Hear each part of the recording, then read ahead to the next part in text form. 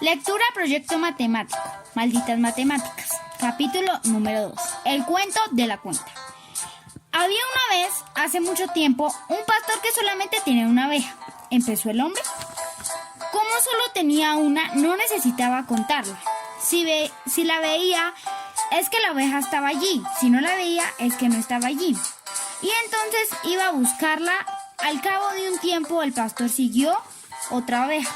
La cosa ya era más complicada, pues unas veces las veía ambas, otras veces solo veía una y otras ninguna.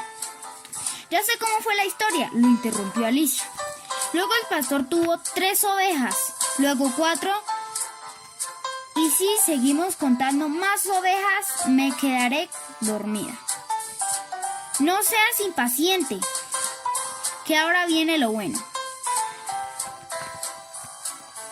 Efectivamente, el rebaño del pastor iba creciendo poco a poco y cada vez le costaba más comprobar de solo un golpe de vista si estaban todas las ovejas o faltaba alguna.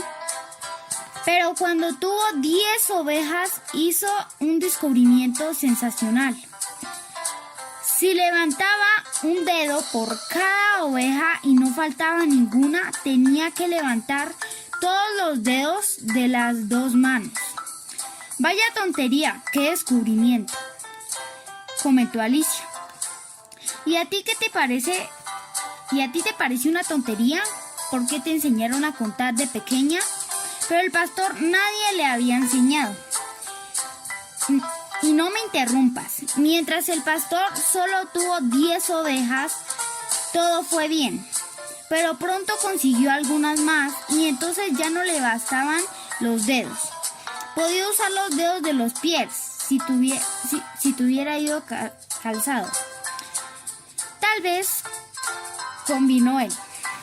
De hecho, algunas culturas antiguas los usaban y por eso contaban de 20 en 20 en vez de hacerlo de 10 en 10, como nosotros. Pero el pastor llevaba alpargatas y habría sido muy incómodo tener que descalzarse para contar. De modo que se ocurrió una idea mejor.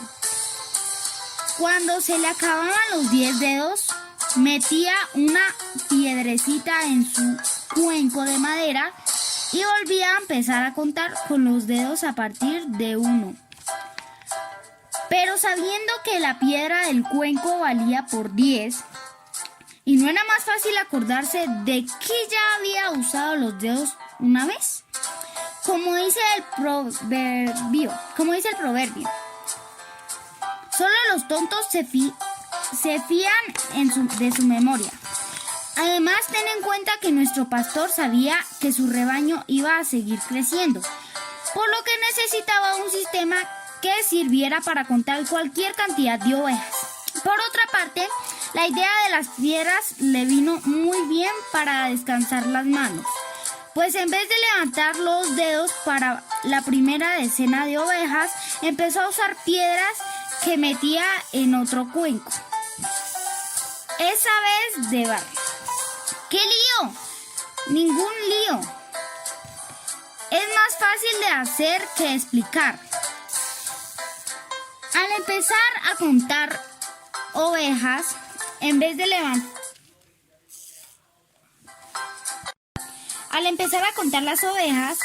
levantar dedos, iba metiendo piedra por piedra en el cuenco de barro. Y cuando llegaba a 10, vaciaba el cuenco y metía una piedra en el cuenco de madera.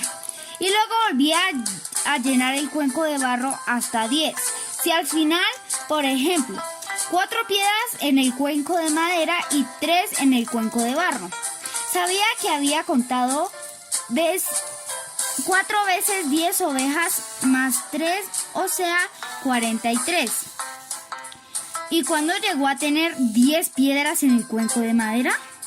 Buena pregunta.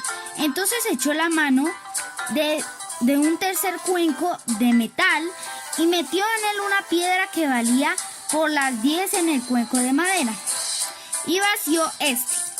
O sea, que la piedra del cuenco de metal valía por 10 del cuenco de madera, que a su vez valía cada una por 10 piedras del cuenco de barro. Lo que quiere decir que la piedra del cuenco del metal representaba 100 ovejas. Muy bien, veo que has captado la idea. Si al cabo de una jornada de pastoreo, tras meter las ovejas en redil y contarlas una a una, el pastor se encontraba, por ejemplo, con esto, dijo el hombre, tomando el bolígrafo y dibujando el cuaderno de Alicia. Quiere decir que tenía 214 ovejas. Y concluyó ella, exacto, ya que cada piedra del cuenco de metal vale por 100. La del cuenco de madera vale por 10 y las del cuenco de barro valen por 1. Pero entonces al pastor le regalaron un blog y un lápiz. No puede ser, protestó Alicia. El blog y el lápiz son inventos recientes. Los números se tuvieron que inventar mucho antes. Esto es un cuento maravilloso. Y en los cuentos pueden pasar cosas inverosímiles. Si te hubiera dicho que entonces apareció un hada con su varita mágica, no habrías protestado. Pero mira, ¿cómo te pones con un simple blog? No es lo mismo que los cuencos pueden parecer hadas, pero no aviones ni cosas modernas. Está bien. Si lo prefieres, le regalaré una tablilla de arcilla y un pozón. Y entonces, en vez de usar cuencos y piedras de verdad, empezó a dibujar una tablilla, unos círculos que representaban los cuencos y hacer marcas en su interior, como acabo de hacer yo en su cuaderno. Solo que en vez de puntos hacía rayas para verlas mejor. Por ejemplo, la figura siguiente significaba 163, pero pronto se dio cuenta de que las rayas, si las hacía todas verticales, no eran muy cómodas, pues no resultaban fácil distinguir. Por ejemplo, 7 de 8 u 8 de 9. Entonces empezó a diversificar los números, cambiando la disposición de las rayas a medida que iba familiarizándose con los nuevos números. Los escribía cada vez más deprisa, sin levantar el lápiz ni el papel. Perdón, el puzón de tablilla. Y empezaron a salirle así. Poco a poco fue redondeando las siluetas de sus números con trazos cada vez más fluidos, hasta que acabaron teniendo este aspecto: 1, 2, 3, 4, 5, 6, 7, 8, 9. Pronto comprendió que no hacía falta poner los círculos que representaban los cuencos, ahora que los números eran compactos y no podían confundirse las rayas de uno con las al lado. Así que solo dejó el círculo en el cuenco cuando estaba vacío. Por ejemplo, si tenía 3 centenas, ninguna decena y 8 unidades, escribía. ¿Y no es más difícil dejar sencillamente un espacio en blanco?, preguntó Alicia. No, porque el espacio en blanco solo se ve si tiene un número a cada lado. Pero para escribir 30, por ejemplo, que son 3 decenas y ninguna unidad, no puedes escribir solo 3, porque eso es 3. Por lo tanto, era necesario el círculo vacío. El pastor acabó reduciendo para afuera del mismo tamaño que los demás signos, con lo que el 308, por ejemplo, anterior, acabó teniendo ese aspecto. 308. Había intentado el 0, con lo que nuestro maravilloso sistema de la numeración estaba completo. No veo por qué tan maravilloso, replicó Alicia. A mí me parecen más elegantes los números romanos. Tal vez sean elegantes, pero resultan un poco prácticos. Intenta multiplicar 23 por 16 en números romanos. No pienso intentarlo. ¿Te crees que me sé la tabla de multiplicar en latino? Pues escribe el número romanos 3333.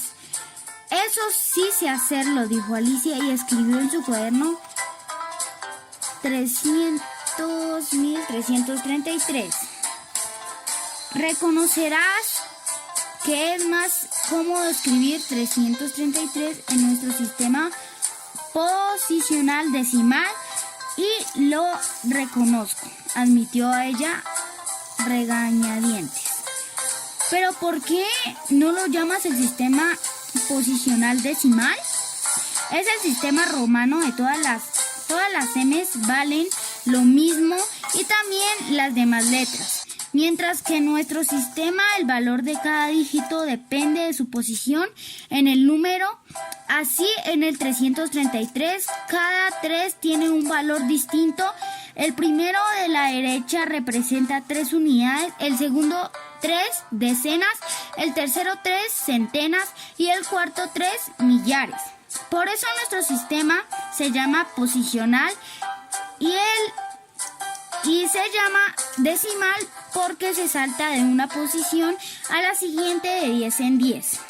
10 unidades son una decena, 10 decenas son una centena, 10 centenas un millar. Colorín colorado, este cuento se ha terminado.